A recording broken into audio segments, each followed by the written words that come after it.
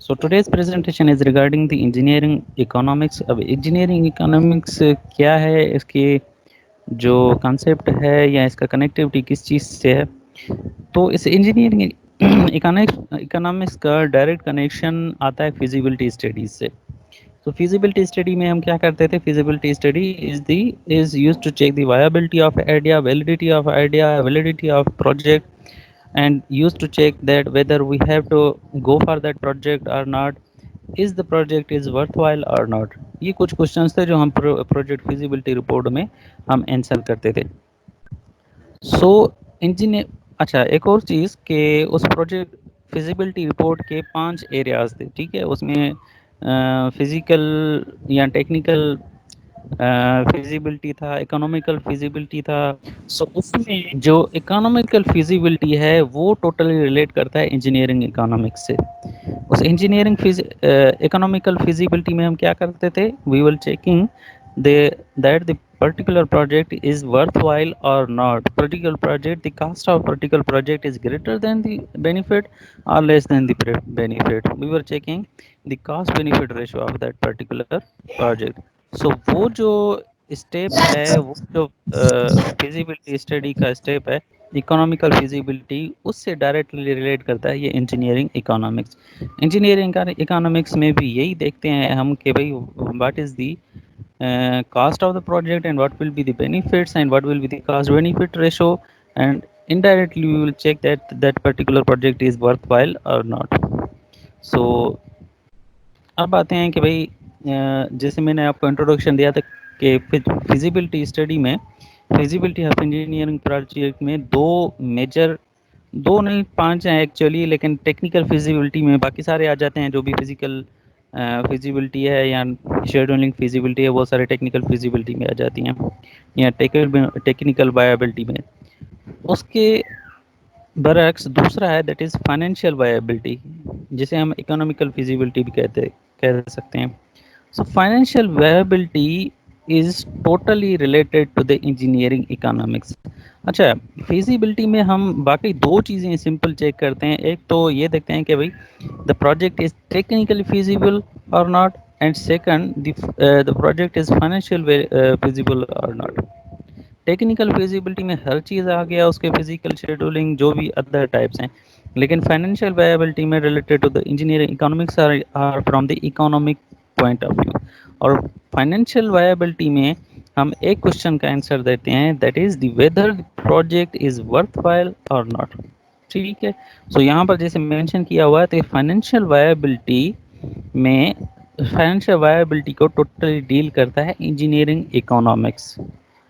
ठीक है।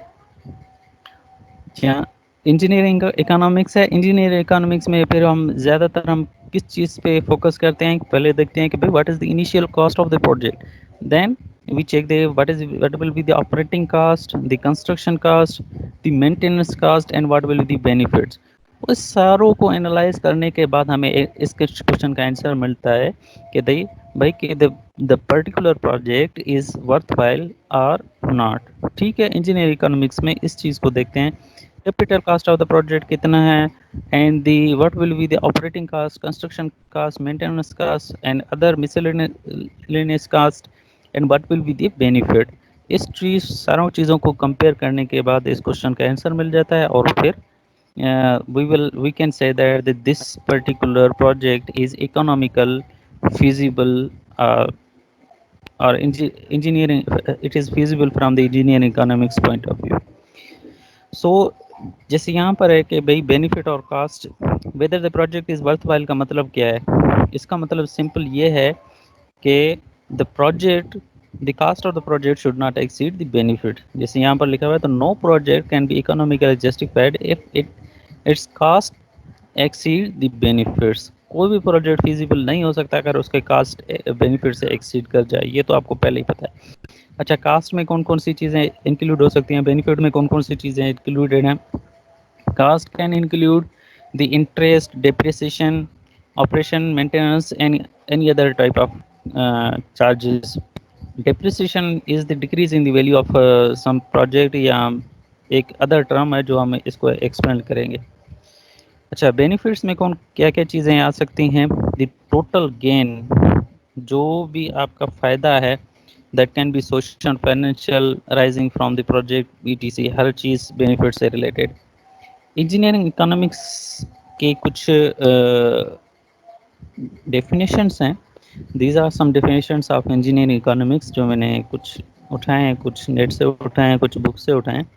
That the engineering economic is the application of economic techniques to the evaluation of design and engineering alternative. First, the role of engineering economics is to assess the appropriateness of a given project, estimate value and justify it from engineering point of view. Role simply ये engineering economics का कि total cast of the project को calculate करे और फिर उसको देखे कि वो इंजीनियरिंग पॉइंट ऑफ व्यू से जस्टिफिएबल है या नहीं है, इकोनॉमिकली जस्टिफिएबल है या नहीं।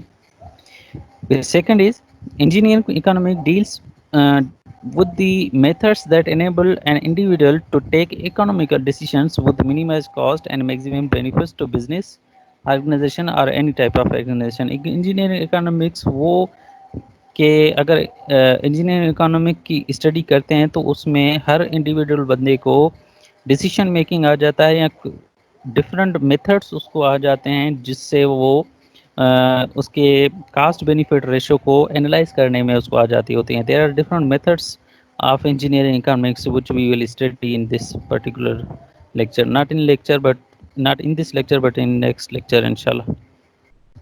Okay, engineering economics and deals with the justification and selection of projects. Also it deals with the justification and selection of project. लेकिन कोई भी by doing the engineering economic economy और economical feasibility study, अगर आपको पता चलता है कि this particular project is not economical justifiable और economical feasible, then you will not select that particular project. So this engineering economy deals with the justification and selection of project also. Many engineers work on projects which addresses a specified activity or a problem. The purpose of engineering economy is to expose all engineering students to the methods which are widely used for the evaluation of project. ठीक है, हम methods जो भी हैं methods of engineering economy ये हम पढ़ेंगे, तब आपको पता चलेगा कि engineering economics what type of methods are there on which the particular engineering students will deal. ठीक है। अच्छा, ये स्लाइड मुझे आपको एक्सप्लेन नहीं करना था, लेकिन फिर भी इसको देख लें। ये है fundamental principle of engineering economic, that is from the project, that is from the actually business point of view. Principle number 1 is a near by Penney is worth a distant dollar. मतलब सिर्फ इसका ये है कि आपके पास अगर आज पैसा है, आपके पास आज मनी है, तो उसकी वैल्यू आपके कल के वैल्यूज कल के मनी के वैल्यूज से ज़्यादा बेहतर है, ज़्यादा है। अगर कोई बंदा आपको बोलता है कि मैं आपको 10 रुपीज़ आज देता हूँ, और एक बंदा बोलता है कि मैं 10 रुपीज़ आपको 10 दिन के बाद दूंगा, सो जो आज पैसा वो देगा उसकी वैल्यू वो 10 दिन वाले के बाद जो देगा उसकी वैल्यू से कई गुना ज़्यादा है। इस चीज़ को यहाँ पर एक्सप्लेन करता है, जिसको हम कहते हैं money has a time value, या इसको simply time value of money भी कहते हैं। A fundamental concept in engineering economics is that money has a time value associated with it. Her time पे उस मनी की वैल्यू चेंज होती है। आज उसकी चेंज है, कल उसकी चेंज होगी, परसों उसकी चेंज होगी मनी की value. It is better to receive money earlier than later. ठीक है ना, आज रिसीव कर लो अपने पैसे को, बेहतर है कि आप ऐसा ना हो कि 4-5 दिन के बाद रिसीव करो, क्योंकि हर टाइम में मनी की वैल्यू चेंज होती रहती है। Time money has a time value, जिसे हम टाइम वैल्यू ऑफ मनी भी कहते हैं। If you receive $100 now, you can invest it and have more money available 6 months from now. ठीक है ना, आज अगर आप $100 रिसीव करते हो, उसको अगर कहीं पर इन्वेस्ट करते हो, तो 6 मंथ में आप पता नहीं कहाँ पर पहुँच सकते हो, या उसमें इन्वेस्टमेंट में आपका बहुत सारा फ़ायदा भी हो सकता है। लेकिन वही 100 रुपीज़ अगर कोई आपको बोले कि मैं 6 मंथ के बाद आपको दूंगा, तो आपके जो कैपिटल कास्ट होगा, जो ओरिजिनल पैसे होंगे आपके पास, वो 100 रुपीज़ ही रहेंगे अगर कोई 6 मंथ के बाद आपको दे रहा है। लेकिन आपको आज दे रहा है पैसे, तो उसको इन्वेस्ट करके आप 6 मंथ में $600 तक पहुंचा सकते हो, may be. This concept will be the basic foundation for engineering project evaluation. ये इंजीनियरिंग प्रोजेक्ट एवोल्यूशन के हिसाब से बेसिक कॉन्सेप्ट है। अच्छा, टाइम वैल्यू ऑफ मनी क्या है एक्चुअली, ये भी जो सेकंड लेक्चर है हमारा इंजीनियरिंग इकोनॉमिक्स से रिलेटेड, जो सेकंड लेक्चर होगा उसमें ज़्यादातर एक्सप्लेन करेंगे। ये स्लाइड्स में उसमें इंक्लूड करके दोबारा आपको एक्सप्लेन करूँगा। अच्छा, टाइम वैल्यू ऑफ मनी, ये भी स्लाइड आपको उसी टाइम एक्सप्लेन करूँगा। Okay, there are some terms related to engineering economics actually. What are those terms? First term is the value. Value क्या है? The monetary worth of anything. Value को simple words में ये भी बोल सकते, कहते हैं ना कि वर्थ ऑफ समथिंग, किसी भी चीज की कीमत या कदर, कीमत नहीं कदर।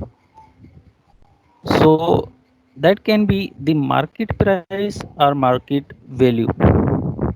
वैल्यू को, अच्छा इसको सेकंड एक और चीज़ में अगर एक्सप्लेन करें, सेकंड पॉइंट में एक्सप्लेन करें, that can be the present price at that time.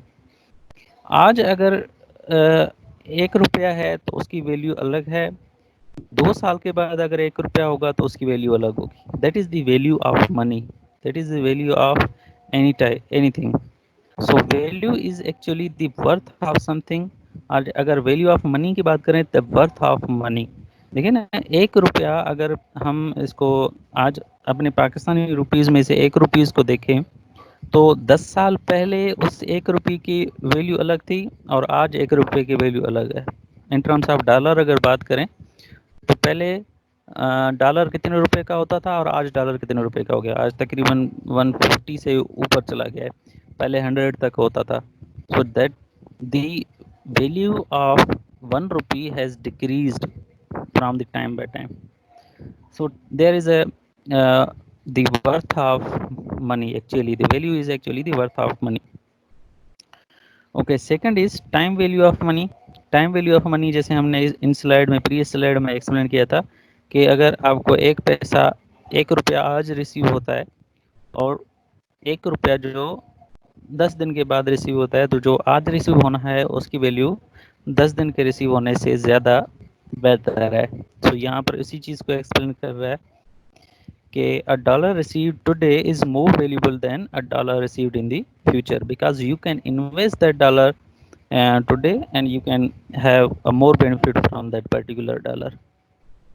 Okay, change in amount of money with time. Time value of money को सिंपल डेफिनेशन में ये बोल सकते हैं कि that is the change in amount of money और the value of money with time. Change in the amount of money या value of money with time, simply time value. Second is interest actually. Interest is actually the payback for the payback for placing capital at risk। पहली बात देखिए ना, interest आपको कब मिलता है? Interest means increase some percentage of money, increase in some percentage of money. For example आपने 100 rupees invest किया तो उस पर कुछ परसेंटेज आपको इंक्रीमेंट करके मिलता है, that is actually interest. So interest क्यों मिलता है? इंटरेस्ट तभी मिलता है आपको जब आप 100 रुपीज़ को इन्वेस्ट करते हो, उसको रिस्क में डालते हो सकता है वो आपके पैसे डूब जाएं, हो सकता है आपको उसमें से फ़ायदा हो जाए। So interest is actually payback for placing your capital at risk और reduction in purchasing power of the capital. दो पॉइंट हो सकती हैं इसके इंटरेस्ट से रिलेटेड। लेकिन अगर बैंकिंग पॉइंट ऑफ व्यू से इंटरेस्ट की डेफिनेशन देखो, तो इस इंटरेस्ट की डेफिनेशन बहुत सारी हैं जो आपको मिल सकती हैं, गूगल पे मिल सकती हैं या किसी भी और सोर्स से मिल सकती हैं। अच्छा, there are actually 2 types of interest. One is simple interest and second is compound interest. ठीक है, सिंपल इंटरेस्ट के बारे में पढ़ते हैं। Simple interest is the interest is earned on the principal amount only। Simple interest में क्या होता है, जो भी आपका कैपिटल अमाउंट होता है या प्रिंसिपल अमाउंट होता है, उस अमाउंट पे ही आपको इंटरेस्ट मिलता है। उस इंटरेस्ट को कहते हैं सिंपल इंटरेस्ट। दोबारा सुने कि जो आपका कैपिटल कास्ट होता है या कैपिटल रुपीस होते हैं या प्रिंसिपल अमाउंट होता है, कैपिटल अमाउंट या प्रिंसिपल अमाउंट, सिर्फ उस पे अगर आपको इंटरेस्ट रेट मिल रहा है, इंटरेस्ट मिल रहा है, तो उसको हम कहेंगे simple interest. Example, for example आपने 100 रुपीज़ इन्वेस्ट किए, चले 1000 रुपीज़ का एग्जाम्पल लेते हैं क्योंकि यहाँ पर भी 1000 रुपीज़ का एग्जाम्पल गिवन है।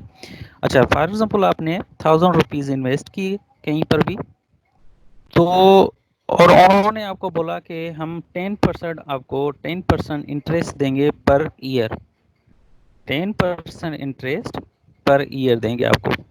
सो आपका फर्स्ट ईयर में जो टोटल कैपिटल कॉस्ट या टोटल कैपिटल मनी या टोटल कैपिटल अमाउंट जाके बनेगा या टोटल अमाउंट जाके बनेगा, वो होगा 1000 प्लस 10% ऑफ द 1000, ऐसे होगा। So that will be equal to I think 1100। So second year में जो आपका कॉस्ट जाके बनेगा 1000 plus 10% of the first year plus 10% of the 10% of the capital cost plus 10% of other capital cost. लेकिन इसमें जो टोटल कैपिटल कास्ट होगा उसका सिर्फ परसेंटेज होगा, ऐसे नहीं होगा कि जो आपका इंटरेस्ट है उसको मिला के उसका भी परसेंटेज निकालें। चलें इसको मैं आपको और इजीली एक्सप्लेन करता हूँ by solving this particular problem. If 1000 RS rupees are invested today at 10% interest, what is the total amount accumulated after 1 year, 2 year and 5 year? कह रहा है कि अगर 1000 रुपीज़ आप इन्वेस्ट कर रहे हो आज और इंटरेस्ट रेट है आपका 10%, तो बताओ कि पहले साल में आपके पास कितना टोटल अमाउंट आएगा, 2 साल में कितना आएगा और 5 साल में कितना आएगा। This is the solution of the particular problem. So interest हमारा पहले हम सबसे पहले हम देखेंगे कि हमारे पास इंटरेस्ट कितना आ रहा है। ठीक है, हमारा कैपिटल कास्ट कैपिटल मनी है हमारे पास 1000 रुपीज और जो इंटरेस्ट रेट है that is 10%। So 10% of 1000 will be equal to 100 rupees. ठीक है, ये एक बात क्लियर है। अब निकालते हैं total amount. So the total amount will be always the principal amount, the actual amount plus the interest. Interest हमारा कितना है 100 rupees, means 100 rupees per year आपको इंटरेस्ट मिलता जाएगा। सो फर्स्ट ईयर में जो आपको इंटरेस्ट बनेगा that will B 100 plus 1000 plus 100, 1000 is the capital cost and 100 is interest. So total amount for the first year will be 1100। ठीक है, for the second year will be 1000 plus 100 plus 100, that will be equal to 1200। अब यहाँ पर difference easily achievable है या easily understandable है कि what is difference between the simple interest and compound interest. अब यहाँ पर देखें कि यहाँ पर सेकंड ईयर में सिंपल इंटरेस्ट जो लग रहा है वो कैपिटल कॉस्ट पे ही लग रहा है, 1000 पे ही लग रहा है। 1000 का ही इंटरेस्ट भी 1000 का ही इंटरेस्ट लगा रहे हैं 100 रुपीज़। लेकिन कंपाउंड इंटरेस्ट में क्या होगा कि ये जो फर्स्ट ईयर में 1100 हैं इसका इंटरेस्ट भी निकाल कर सेकंड ईयर में ऐड करेंगे। सो that will B actually the compound interest. चलें इसको सॉल्व करते हैं, उसके बाद एक और एग्जांपल आपको देता हूँ सिंपल इंटरेस्ट और कंपाउंड इंटरेस्ट को समझने के लिए। अच्छा, after 5 years will be the 1000 rupees plus 100 into 5 that will be equal to 1500। ये इजीली अंडरस्टैंडेबल है। अच्छा, कंपाउंड इंटरेस्ट को एक्चुअली अंडरस्टैंड करते हैं। Compound interest is actually interest earned on the capital plus interest as well. ये क्या होता है कि जो भी आपने इंटरेस्ट अर्न किया कैपिटल कास्ट पे, लेकिन उससे अलग जो इंटरेस्ट है आपका जनरेट होगा उस पे भी अगर उस पे भी इंटरेस्ट अगर आप अर्न करते हो तो उसको हम कहते हैं कंपाउंड इंटरेस्ट। सिंपल एग्जांपल ये है कि फॉर एग्जांपल आपने 1000 रुपीज़ इन्वेस्ट किए हैं, ठीक है, ₹1000 इन्वेस्ट किए हैं तो आपको वो बोल रहे हैं कि 10% पर ईयर आपको कंपाउंड इंटरेस्ट देंगे। ठीक है, सिंपल इंटरेस्ट हमने पढ़ के आए हैं, कंपाउंड इंटरेस्ट की बात कर रहे हैं हम। वो बोल रहे हैं कि 10% आपको कंपाउंड इंटरेस्ट देंगे। सो फर्स्ट ईयर पे जो हमारा कंपाउंड इंटरेस्ट बनेगा वो होगा the capital cost plus 10% of the capital cost, that will be equal to 1100। पहले साल में कंपाउंड इंटरेस्ट और जो सिंपल इंटरेस्ट है वो इक्वल होता है। अब सेकंड ईयर में जाके कंपाउंड इंटरेस्ट बनेगा दी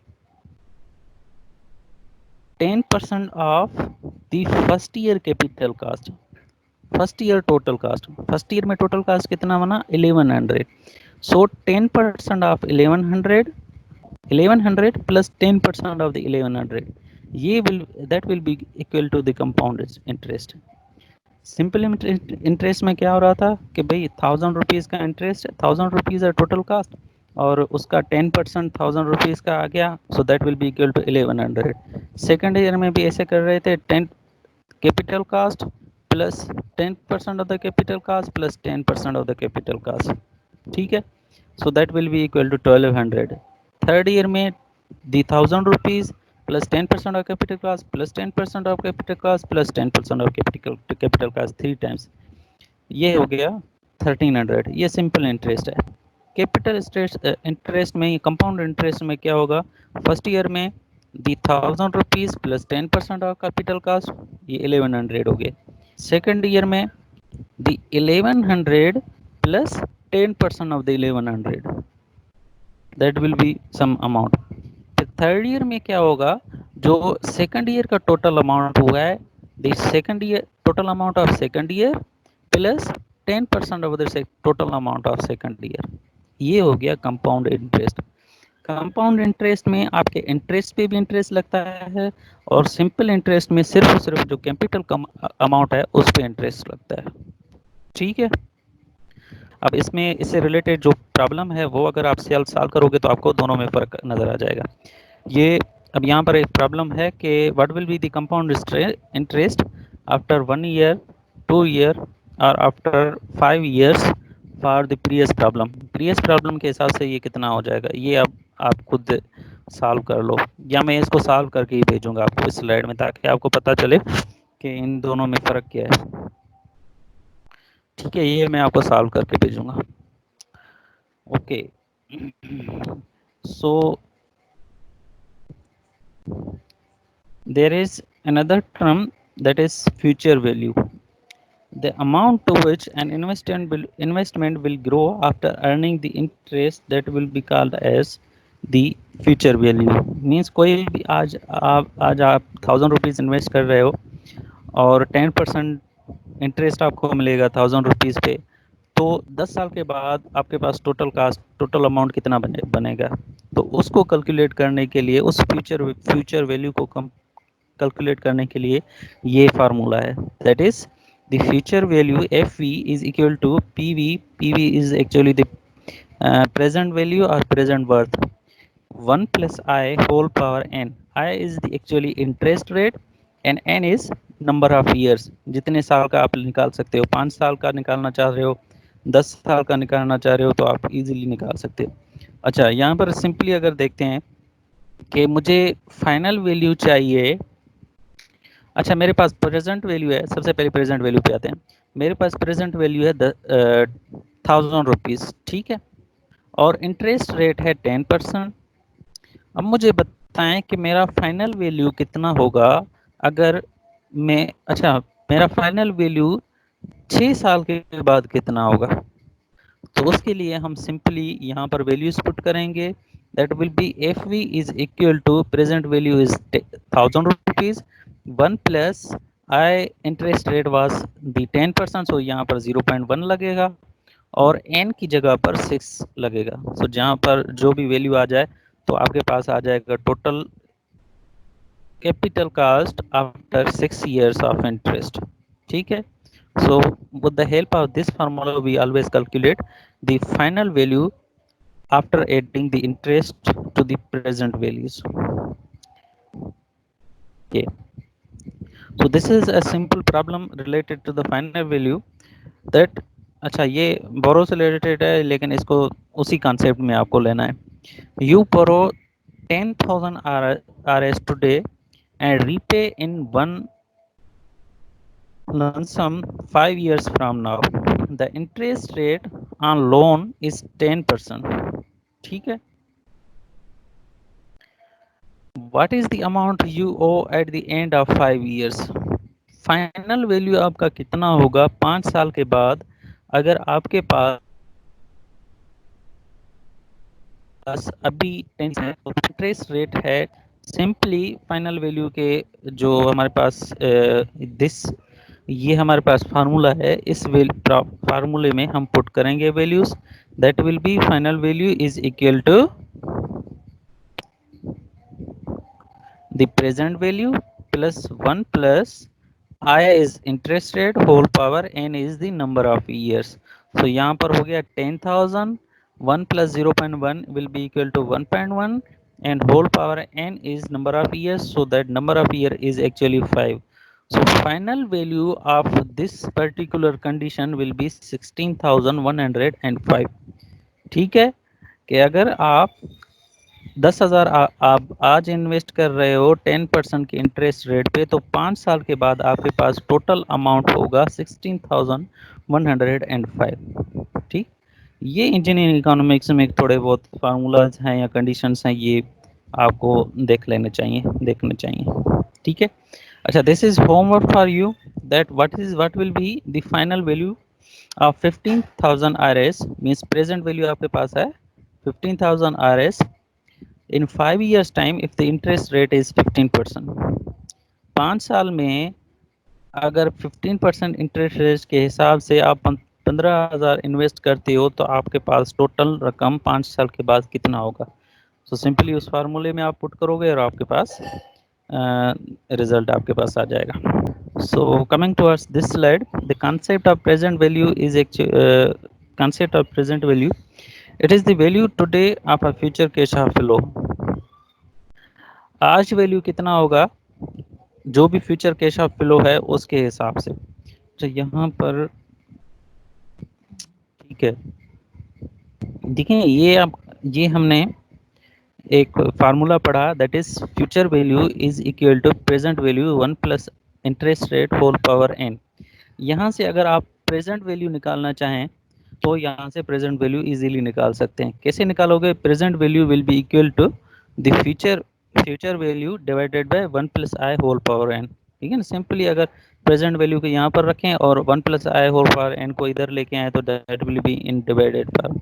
सो आप इजीली यहाँ से प्रेजेंट वैल्यू भी कैलकुलेट कर सकते हो। कैसे प्रेजेंट वैल्यू कैलकुलेट कर सकते हो?